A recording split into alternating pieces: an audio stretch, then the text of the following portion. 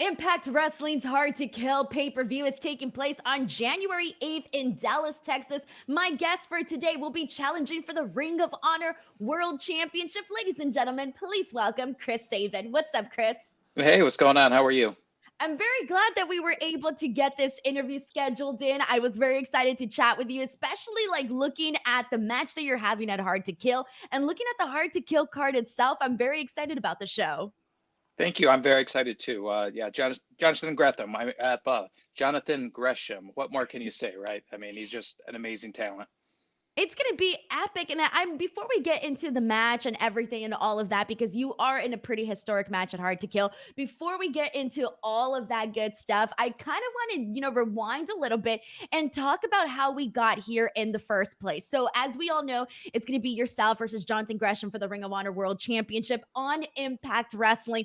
And so that's first time ever. So let's kind of rewind a little bit as to how we even got here in the first place. Ring of Honor recently making that announcement that they're going on a hiatus and closing their doors essentially for the time being. I kind of want to get your thoughts on that and how you felt when you first read the news, especially given your time in Ring of Honor and also, given that you were a Ring of Honor tag team champion. How did you feel about the news? My initial reaction was I just hoped it wasn't true. And obviously because you just hear it through the grapevine and then you see the proof and Ring of Honor actually announced it themselves. And I just felt really for all the wrestlers and all the talent that got released from their contracts. I had a lot of buddies that were working there, and it was just sucks to see anyone lose their job. So just that the fact that people got released from their contracts and are entering an unknown for their careers, that affected me the most. But Ring of Honor never said they were completely done. I never heard anyone at Ring of Honor say that the company was closing completely. They keep on saying that they're planning on coming back in April. So I'm hoping that's true, and I'm hoping that there's a future for Ring of Honor. Exactly, because I do want to talk about that. You mentioned your friends and people, knowing people in the industry and all of that. And obviously, having places like Ring of Honor, Impact Wrestling, MLW, and all of these different types of promotions, you want to make sure that there's, work out there for all these people. And when, Ring of Honor goes on a hiatus, it takes away people's jobs. People lose their work. So I do want to ask you, like, as a professional wrestler, how do you feel this impacts the industry? Having Ring of Honor, a company like Ring of Honor, essentially, take the hiatus that they're taking. Yeah, well, it makes spots where you can make a living wrestling a little more rare, a little more special, a little more coveted after because that was a lot of jobs that just got ended up disappearing right there in wrestling. There's not many places, and it seems like with all the releases from NXT and all that and WWE in general, that the spots for people to make a living off wrestling just seem to be getting fewer and far between these days. So, I mean, new promotions start up all the time, and there's always tons of talent out there. And I just hope that more promotions rise up, and business still continues to grow for the independent scene. That way, people outside of the main companies can still do well or make a living. And you mentioned these few spots and, trying to find, places to actually have full-time work. Obviously there's the, independent wrestling scene, but, that's just getting back up after COVID and everything. So I do want to ask you in terms of on Impact Wrestling, on the Impact side, is there anybody that you would like to see from, that was formerly in Ring of Honor that are now free agents possibly appear on Impact Wrestling? Anybody that you would personally be a fan of seeing? Well, my number one pick was Jonathan Gresham, so I got more than I could have bargained for because I'm the one who actually gets to wrestle him. So, I mean, lots of guys. It's the talent there was just on another level. Like, there's a reason why Ring of Honor has been such like a influential company for the last 20 years. It's because they know talent and they know cultivate talent and have their unique brand and everything. So, it's there's too many to name, and I know that like guys there are so talented that they're going to be okay no matter what.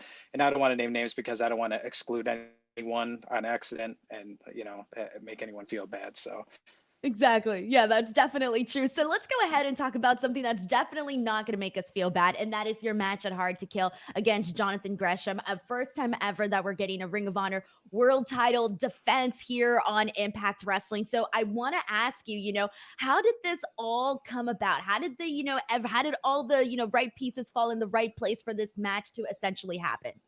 I'm actually the wrong person to ask because I didn't know about it until they announced it online. So it was a pleasant surprise seeing it. Yeah, yeah.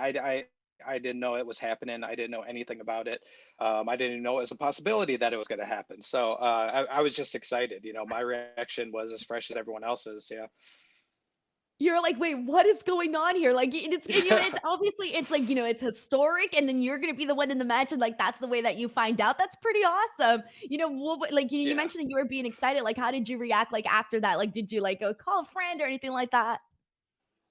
No, I didn't call anyone. I told my wife about it, of course. But when I first saw it, it was kind of like one of those things like, wait, what? What am I looking at? Like, is this real? Like one of those weird kind of reactions. But like, yeah, yeah, it's real. Wow, that's really incredible too, because it's just like kind of cool that I would have thought that there was going to be like all of this like beforehand stuff, this story, maybe you trying to get it, trying to make it happen. So I think that that's pretty cool that this kind of just ended up happening. So let's talk about that a little bit because um Jonathan Gresham has said that he's only going to be defending the ROH title under pure rules. How does that make you feel given that that's going to be, part of the match itself? And then also, I do want to get your thoughts on Jonathan Gresham. Yeah, I'm totally fine with pure rules. I think I've had a pure rules match in Ring of Honor before. It was a long time ago, but yeah, I'm totally fine with that. I'm confident in every style of wrestling, and I'm confident with myself in the ring. So whatever he wants to do, yeah, that's fine. John, I mean, John, I respect John a lot. I mean, he works really hard to be a unique talent, just to be something different. Obviously, he works hard in the gym. He works hard when he's training in the ring outside of wrestling. And you can just tell by his body of work. He's just an amazing talent. He works really hard. He's smart. He's put in the work throughout the years. He went to Japan to train. And it shows in the styles. He has such a wide range of styles that he can display in the wrestling ring. And he's just, amazing, unique talent. And I feel like the last year too, the like give or take the last year, I feel like there's been more attention to on Jonathan Gresham and his style of wrestling and kind of, how good he is at what he does, which is really nice to see because then, you get to have more of I feel like the more buzz there is around a person, the more opportunities you get for matches like this. Yeah, definitely, definitely. And Gresham's one of those guys where his style of wrestling is actually starting to start trends. You start to see little things that like, oh, there's like a little that kind of reminds me of Jonathan Gresham, in like independent matches and stuff that you see around them. So, that's another marker of someone being successful and having influence on the wrestling like that. Yeah, that's super awesome. So let's talk about, you mentioned, the success and the influence and all of that. Okay, so if you were to win this match and become Ring of Honor World Champion, you would essentially be the fourth guy to hold both the Ring of Honor title and also the Impact title, together. But here's the thing though, you would be added to the list of Samoa Joe, Austin Aries, Eddie Edwards, but you would be the first one to have won first the Impact title versus the Ring of Honor title. So I do kind of want to get Ah. your ideas on what that would essentially mean to you if that were to happen. Yeah, that's huge. That's something that you can always go back and reference as some sort of history in wrestling that you made. It's not easy to really to do something new, and solidify your name and on such a historic level like that by winning two world championships in two different companies like that. But yeah, it would mean a lot, and it would just add to my credentials in my career, and it was something I would be proud of.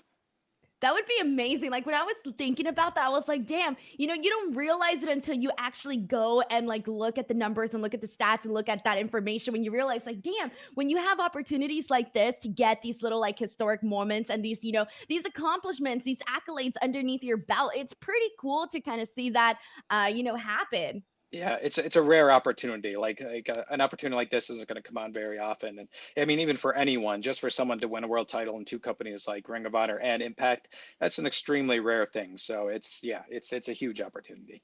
So now before I do want to do hard to kill predictions with you, but before we do get into that, I do want to ask you, what do you think fans can expect from your match with Jonathan Gresham? Good wrestling, good wrestling. That's my focus. I just want to have a really good wrestling match and just give people their money's worth. That's what more could I possibly try to strive for? Exactly. All right, so let's go ahead and jump into hard to kill predictions because this card is absolutely stacked. We already mentioned your match, and I think it's safe to say that I know your prediction for your match against Jonathan Gresham. Yeah, me, of course. Exactly. All right. So I won't even ask you on that one, but let's go ahead and kind of go through some of these matches, and you kind of just let me know who what you're looking forward to in the match, who you think is probably going to take the win, who you'd like to see win, however you feel, whatever you feel like adding or contributing to the matches that we go through. So let's kick things off with the X Division Championship match. We got Trey Miguel versus Steve Macklin. Who do you think is taking this one? Outside of my match, this is probably the match I'm looking forward to the most. These guys have some heat going into this, and they're pretty upset with each other. I'm just looking. It's going to be a great match. I love watching the X Division matches, and I love seeing the legacy of the X Division continue on. So I'm just I'm a big fan of both these guys. Looking forward to it. Nice. And it's been cool to see, the character development that Steve Macklin has been putting into his character. Trey Miguel is so fun to watch as well. So it's going to be a fun one. Knockouts World Tag Team Championship match. We got the Inspiration defending their title against the Influence. Who's your pick for this one? See, that's tough, because it's like the battle of the I teams, Influence, and then Inspiration. So this one's tough. I think the Influence has. I'm sorry, the Inspiration has just like the momentum from them just debuting and winning the tag titles so quickly in the company. I think they have momentum on their side, so I'm going to go with them. They definitely do. I think that's the same pick for me. Hardcore war match. We got the Good Brothers and Violent by Design versus Heath, Rhino, Eddie Edwards, Willie Mack, and Rich Swan. Who do you have for this one? This one's going to be definitely a battle for sure. Yeah, it's going to be crazy. I think Good Brothers and Violent by Design, I think they're going to take it in this one. I just think those guys have a mean streak, and they're just willing to do anything to win, and so I think that just gives them a little bit of an edge. And the match that I personally I am so excited for, especially because it's the first ever Knockouts Ultimate X. I'm so stoked about this match. Obviously, with the winner earning a future Knockouts title opportunity, we got Tasha Steeles, we got Lady Frost, Rachel Ellering, Jordan Grace, Rosemary, and Chelsea Green. I mean, this is going to be really exciting to see. Who's your pick for this one? I think I'm going to pick Jordan Grace. She came to me for advice, so I'm going to be a little biased and pick her. So I helped her out a little bit and gave her a little bit of advice. You could see the clip on the Impact Wrestling Twitter. So nice. Okay. All right. Perfect. Josh Alexander versus Jonah. Now this is going to be a good one. I don't know. Honestly, I don't know. This one's too hard to pick a winner for me. I'm just looking forward to watching these guys beat the hell out of each other. It's going to be good. Knockouts World Championship match, Texas Death Match, and they have literally been doing so much good stuff with Mickie James and Deonna Purrazzo. Do you think Mickie James will retain the Knockouts Championship, or do you think Deonna will get her title back? I'm not sure. I'm rooting for Mickie James just because of Deonna interfering in my match and almost causing me to lose against Matthew Ray Wald a couple weeks ago. But so I'm on Mickie's side. I'm cheering for Mickie. And last one here, Impact World Championship match, Moose versus Matt Cardona versus W. Morrissey. Who do you got? I think I'm going with Matt Cardona. I think he's just reinvented himself in such an amazing way this last year, and I don't know. I just think that there's something about him. He's got this quality that I really enjoy watching. So, going with Matt Cardona. Nice. Well, good picks, Chris. I really appreciate you doing the picks with me because, I seriously, when I was going through this card, I was like, damn, I was like, there's some really good stuff in here. So before we go, I do kind of want to get you to promote, whatever it is you want to promote, your social media accounts, etc. Feel free to go ahead and let the people know where they can follow you. Okay, sure. Yeah, I have one social media account. That's it, just one. It's Twitter, and it's at Super Chris Sabin. That's the only place where you can see me on social media. Anything else isn't real. My wife tells me there's fake Instagrams and stuff of me and all that. So yeah, none of that is real. Just that one Twitter. Make sure you watch Hard to Kill. It's going to be an amazing pay-per-view. We just ran down the card, and I really believe that we will give you your money's worth. So please give Impact Wrestling a chance and watch us. I'll definitely be watching, guys. I'm going to post the links in the description box below where you guys can watch the show as well. Hard to Kill, January 8th. And I will also have the link where you can follow Chris Sabin on Twitter. All of that will be in the description box below. Please do not forget to give this video a like, subscribe to the channel, and we'll see you guys next time. Bye, everyone.